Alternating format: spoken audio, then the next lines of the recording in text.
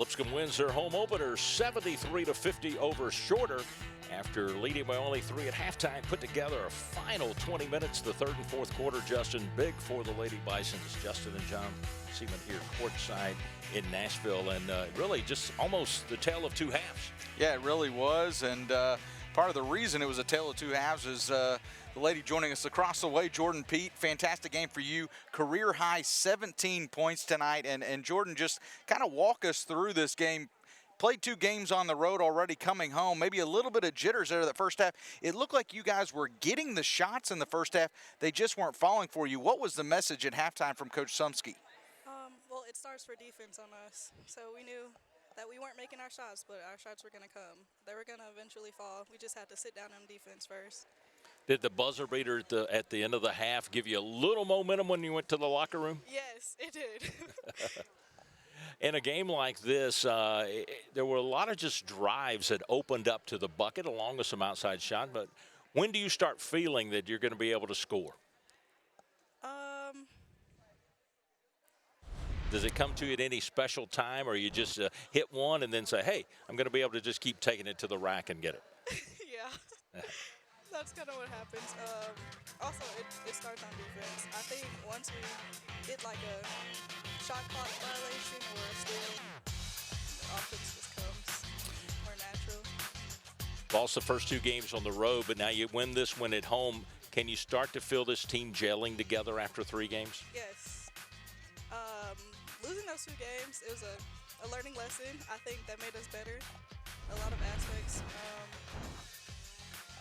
Yeah, we play together. We're going to be better. Yeah, you get to go on the road again, back to kind of the west there, a little bit, Colorado State. Going to be another tough test for you guys, though. You're playing some higher competition. What do you take from a game like this, just some confidence-wise moving in, and where do you feel like this team needs to kind of continue to improve? I think that,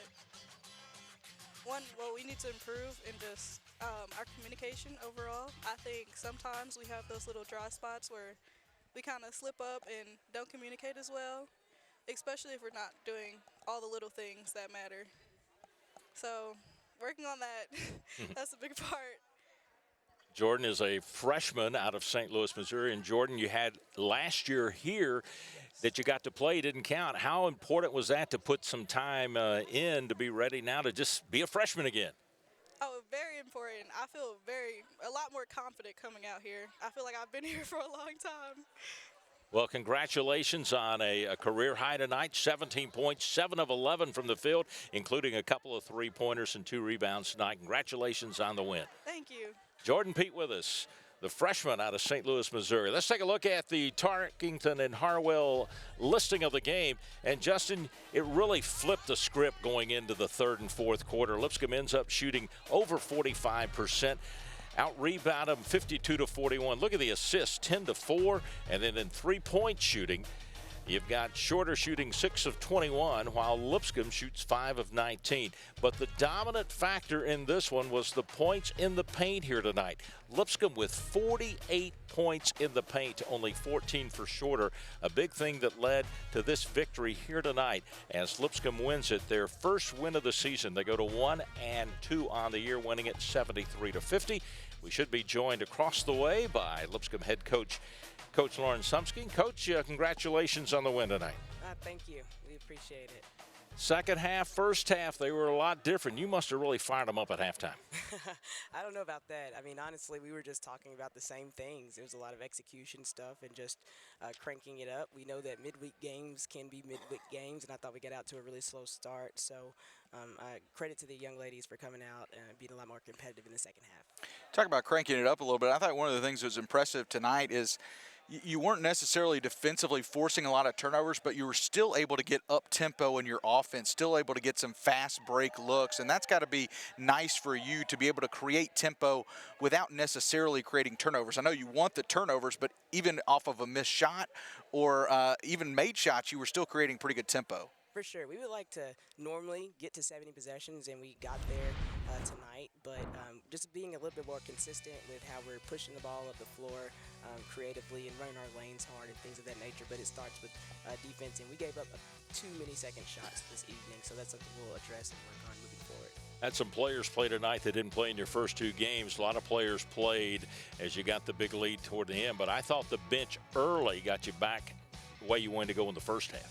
Yeah, I think that Maddie Cook came in and gave us really great minutes and great energy to start. I thought Sydney Shelton getting back out there on the floor gave us good minutes and good energy as well. And I think that gave our team as a whole a boost, and we just used that momentum, and I thought we kept rolling through with it. You know, in that first quarter or so, you're just missing shots, and you just have to keep shooting. Yeah. I mean, we're wide open. We missed a lot at the rim, and I think those are just more so focused things and being ready. I think we're a little bit more open than we even intended to be at times, but we just have to make shots, and that's something that we've been talking about for the last couple games. So, again, I think we'll just use the film, show them, and try to grow from there.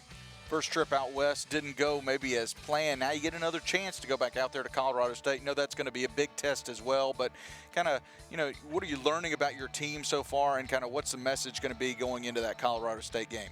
For sure. I think what people may not realize is we want to test ourselves. We know that BYU is the #1 ranked mid-major in the country this year on the women's basketball side. We wanted to go test ourselves early, and I thought that, being a little bit short-handed, we went out there and competed for a little bit. I would have liked for us to play a little bit harder to finish that ball game, and then going to Utah, we wanted to play against someone who was completely opposite of us, and they were definitely that and gave us a good challenge and showed us a lot of things that, we can work to improve on. But I thought our competitiveness in the Utah game made me really proud. I thought we executed really well. We just kind of ran out of gas. They made a lot of shots. Going out to Colorado State, we kind of have a redo, a mulligan, I guess, in a sense, where we get to play against a team that's a lot like one of the better teams in our conference. So there'll be a really, really good early challenge for us as we work people back into it and try to continue to build as a program and figure out who those rotation players are going to be for us. Very early, but what are some key things you really want to work on before you go on the road for that game? Making shots would be a great start, but I mean, outside of that, just solidifying our defense, and especially we had a lot of miscommunication errors. We knew coming in that Gaines was a good player for Shorter, so just being able to lock in, stay focused on personnel, and make those adjustments as needed. And then going to Colorado State, we're going to have to really, really up our transition defense. We know they want to get up and down, and we're just going to have to execute a lot better. While we were wide open for a lot of those shots that we missed, we have to be able to recognize and self-correct. If we missed 2 in a row, maybe we should try to pound into the paint a little bit and get to the free throw line, because I think we only got there 9 times this evening. We got a lot of points in the paint tonight. They weren't all pound them in. You had everybody scoring in the paint tonight. Yeah, we were really proud to get our bench some minutes and for them to work through some things and to develop some things. This is the first time we've had most of our team available in a really long time. So I think just people working back together and working in different units, all that we'll continue to work on and progress through in the next couple of weeks here. Well, congratulations on the win, keeping it perfect in Allen Arena. Just carried it from last year, 10-0. Start this year off with a win. See, I don't even think about that at all. Right now, we just have to self-correct after Shorter. But no, we appreciate you guys always staying on the call for us. Those are things we have to think about. You don't worry about that. You just put it in the book, get the points in, and go from there, Coach. Hey, we appreciate you guys always. Have a great trip out west. Great Thanksgiving. We'll see you back on a Sunday afternoon, because the next game's coming up after Colorado State on the 21st will be a Sunday afternoon game with Life University, and then they'll go down the boulevard, take on Belmont on the 2nd of December, back home for games with Middle Tennessee and LaGrange, including that game with LaGrange. That'll be a mid-morning type game, a game for the kids there on December 8th. You can keep up with everything involving Lipscomb Athletics at lipscombsports.com.